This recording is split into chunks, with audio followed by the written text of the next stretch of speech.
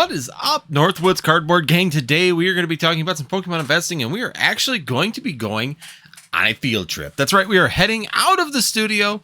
We're going to go check out the real world and find out how it looks for Pokemon products, and does this help us make decisions on which Pokemon products are the best sealed product investments. So we'll go do that right after this.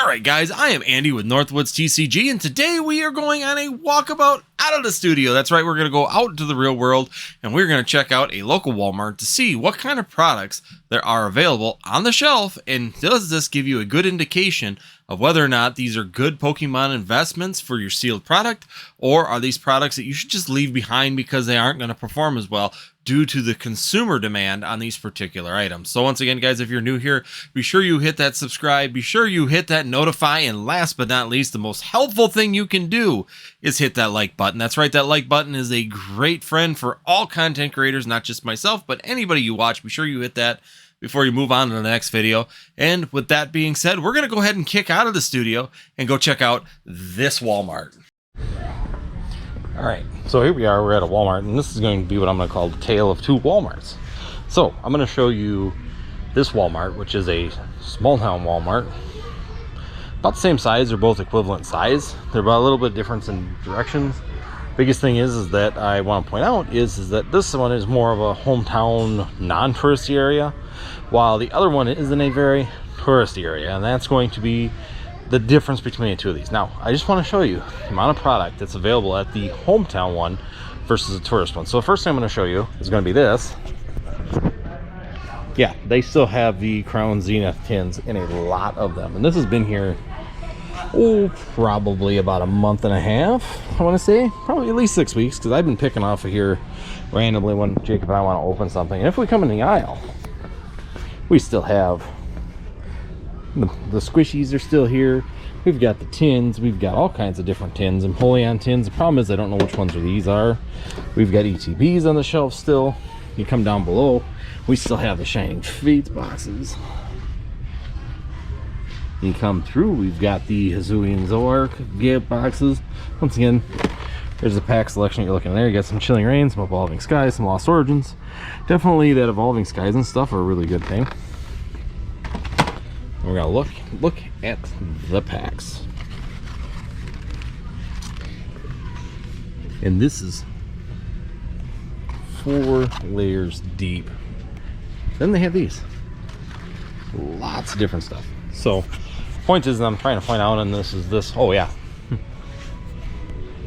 Plus we've got all of this. I'll grab that. Even more packs inside of there. This store is always loaded. I love coming here. There's a huge selection. This is a store that I've been using since 2020. This store had a situation with the boom. There was cards. With the cards, they had a fist fight actually in the store back when sports cards were really big too, and they banned the amount of card sales in the store. Really drove away the people coming in here and buying Pokemon, sports cards, all that kind of stuff. And I'll show you some more as we move up to the front. But I definitely just wanted you guys to see the selection. I mean, we got Pokeballs, Lucario, yeah, a bunch of Gengars. Anybody interested in a Gengar, let me know. Plushies are still here. I mean, the toys, all kinds of. They even got the Umbreon and Espeon tins up there. You know, they got a bunch of stuff, which is fun. This is where I like bringing my son. This is where I bring Jacob, because we have selections, we have choices on these products, and we can make decisions on what we want to open. If we want to open whatever we want.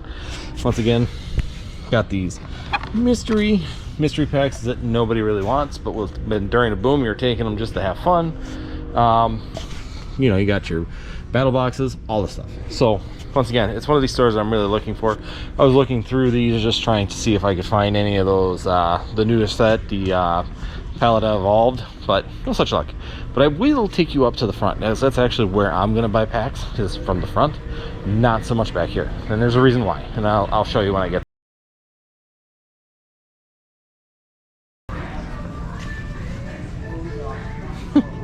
Jacob would love those.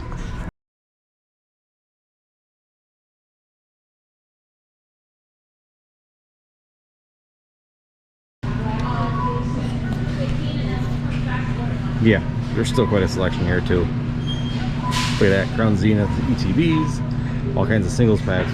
I'm after. I want some of those singles. I want the Silver Tempest up there. There's also some Lost Origins. I'll probably get a couple of those, but I do enjoy the singles on that. Look at all the packs. Look at all the boxes. I'm trying to zoom in, and I don't know if I can on video on this, but yeah, I mean, they even got a Flareon box right there. So they do have a large selection. So once again, just something to look at. All right, guys, kind of an interesting little trip, something that we see at this particular Walmart. And like I said in the video, there is the reasoning that this one has so much. And I just wanted to use this as kind of an example of how sometimes also being out in the real world can be a little bit deceiving. But in general, it does give you some really good information. Now, this particular Walmart I wanted to show off because there is a lot of product available for it. And there always has been, due to the fact of that fight that happened early in 2021. They locked it down to where you could only get 2 products for the longest period of time. And a lot of times the flippers and those scalpers were coming in, and instead of going after the Pokemon products, they were focusing in on the sports cards, just because, hey, if I'm going to get 2 of them, I want to get something that has a little bit more value than the Pokemon cards. So that was a really good example of how them as a store manager changed the way that the aspect was taken in that store. And then the other factor we got to look at in this particular store is that the fact that it's in kind of a impoverished area, with it being a low income, or higher poverty area, plus the general demographic of the town is about a 55 to 58-year-old. So realistically, the town itself is rather old, so they're not really chasing Pokemon products, which gives a great opportunity for someone like myself to get in and be able to get products pretty readily without having to fight a lot of people. Now, I did have another video that I did do, and I'm kind of upset that it kind of got corrupted for whatever reason in the GoPro. And it was of a town that's 30 miles north, in Hayward. Now, I base a lot of my stuff out of Hayward just because I work up there quite a bit more. But in general, this particular store is always the exact opposite.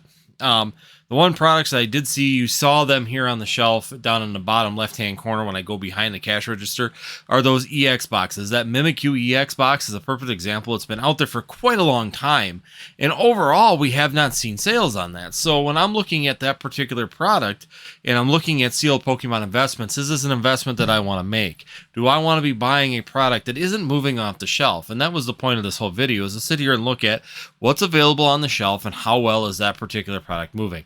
How quickly does this stuff leave the shelf? Now, the Walmart in Hayward had the Alolan boxes from Pokemon Go, and they had like 20 of them.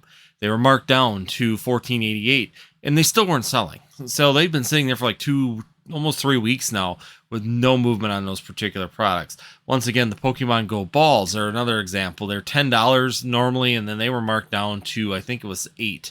And then we go into the ETBs, and they had ETBs also on the shelf, and those were at $40 instead of $50. So all of the Pokemon Go products right now are currently marked down. Now, does that mean it won't do well futuristically? Not necessarily. But when I look at it going, you've got a ton of products. We have a lot of different options out there right now in the Pokemon world.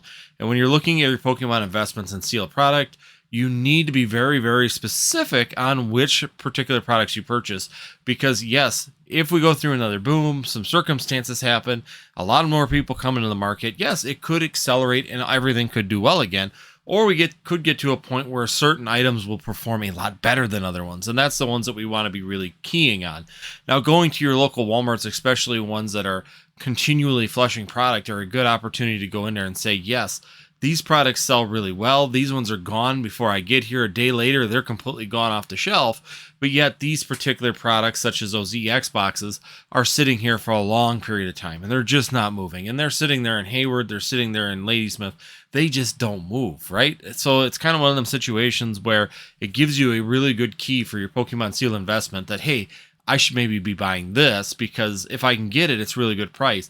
The other factor it gives you too is that you can look at what is futuristically going to sell really well out of the next sets coming forward. If EX boxes are coming with the newest release of Pokemon TCG, so with Paldea Evolved, you know that maybe I don't want to stock up on those ones. Maybe I want to let those ones just go out on the shelf, while maybe I want to buy the ETBs, or I want to buy the booster boxes, or maybe it's the blisters that are doing extremely well, or certain tins, and you can really key in on those particular products to maximize yourself when it comes down to the profitability of your Pokemon investments in the long term. Now, like I said, they could change, things could change, but it does give you a feel for what people are looking for and what people are willing to buy and what people will probably be more interested in the future. And if it sells quickly now, that tells you that the psychological part of a person is actually looking at that as a good buy, or are looking for that because it was flashy, or it was colorful, or it had a fan favorite Pokemon, or there was some reason that it sold extremely well. And then you can analyze that and say, yes, I want to purchase this many of this product because it will sell well due to the prior history of that similar product being sold on the shelves and how well it's performed. Now, granted, we could look at the Charizard UPC as a reverse of that, hey, Pokemon almost pulled a Mickey and blew that out of the water because they knew the Celebrations UPC sold so well. So that could always happen also. But in general, it gives you a good stance. It gives you a good place to key off of where you should be putting your money. And it tells you where popularity sits with purchasing products. What are consumers looking at purchasing? And typically what's going to happen is that as time moves on, consumers are still going to look for a particular product that they purchased now. In 5 years, they may see it when you're selling it for a little bit more money, and they'll know that that was what they purchased before, and they'll have a reason to purchase it again. So those are kind of the psychological things you can look at, and you can use that to your advantage when you're trying to make decisions on which products you should be purchasing and which products maybe just aren't something that you should be worrying about, and just let them go, because it's just not worth putting them on a shelf for 5 to 10 years when they'll perform 50 to 60% less than some of the higher gaining products. It probably will go up in price. I'm not going to argue that, and I don't think anybody could. But overall, there are better tiered products and there are lower tiered products, and we want to try and find something in the middle to top tiers and kind of leave the low end stuff behind, where you're just not taking up space and taking up capital for your Pokemon Seal investments and getting it stuck in this little spot when you could be doing this much better. And those are keys that we're going to be looking at when it comes down to using these stores. And you don't need to buy anything. You know, Walmart has no problem with a person just walking through and seeing what's available. And you could do it a couple times a week. I usually stop twice a week because I'm always trying to gather that data. That's me. I like doing the walk around. I'm in my truck a lot. It gives me an opportunity to stretch my legs, go do a quick lap, maybe buy lunch, or maybe get some rags and some Gojo and some cleaners for my truck. But it gives me a reason to do that lap and be able to see, hey, that box was here on Tuesday, it's still here on Friday, and then the following Tuesday, it's still here. So obviously there's not much demand or excitement or the reason for people to be purchasing this. And that can make a big decision when it comes down to your investment. So once again, hopefully this is a helpful video. Hopefully this tells you some way that you could actually use your local stores and LGSs to make these decisions. You can do this at LGSs. There's nothing wrong with that either. But once again, it gives you a resource to be able to maybe not just work with the demand of the numbers, but actually see it in a real life practical application, how well some things are performing compared to others. Other than that, guys, hopefully this is a good video. If you do like this kind of content, as always, check out the 2 videos that'll be up at the end of the video. Also, if you are new here, be sure you hit that subscribe, be sure you hit that notify, and last but not least, hit that like button, guys. It helps out a ton if you can hit that like button. It moves the channel along quite well. Other than that, guys, if this is good content, we will see you next time here on Northwoods TCG.